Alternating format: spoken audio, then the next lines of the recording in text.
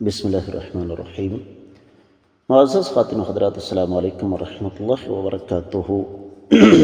آج کی حدیث مبارکہ آپ کو تھوڑا سا ورطۂ حیرت میں مبتلا کر دے گی کہ دوران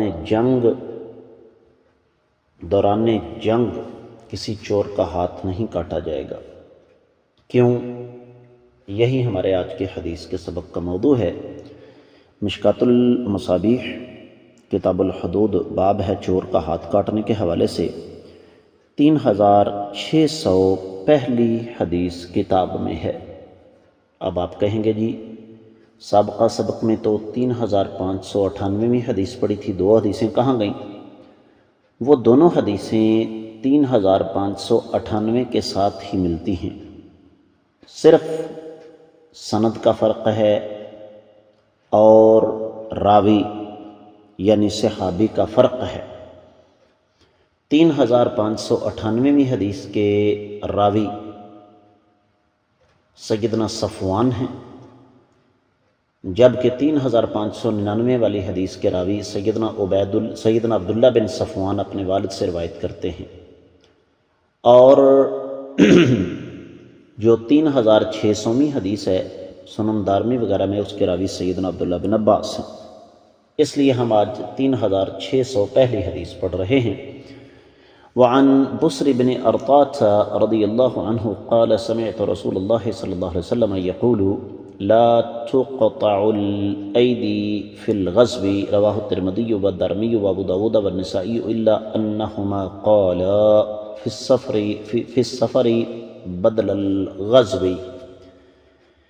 معزز خواتین و حضرات، آپ نے سنا کہ یہ حدیث مختلف کتابوں میں موجود ہے، اور میں آپ کو یہ سنن ترمذی کا تفصیلی حوالہ دے رہا ہوں۔ کتاب الحدود 20واں باب ہے، دوران جنگ چور کا ہاتھ نہ کاٹا جائے۔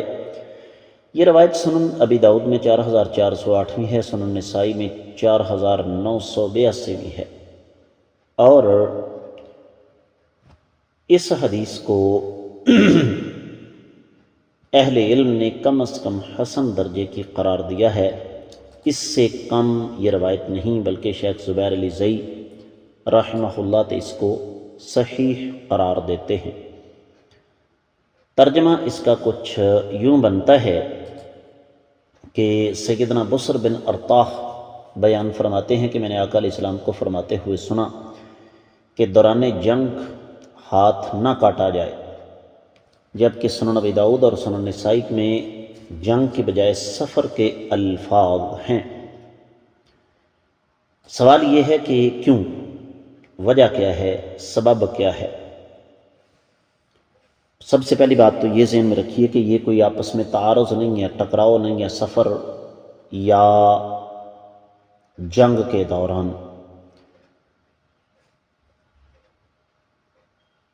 اب اس کی وجہ یہ ہے کہ دوران سفر یا دوران جنگ اگر حد نافذ کر دی جائے تو خاص طور پر جب دشمن کا علاقہ قریب ہو تو پھر جس کا ہاتھ کاٹا جائے گا زیادہ امکان یہ ہے کہ وہ مشتعل ہو کر کفار کے علاقے میں بھاگ جائے اور ان کے ساتھ مل کر مرتد ہو جائے۔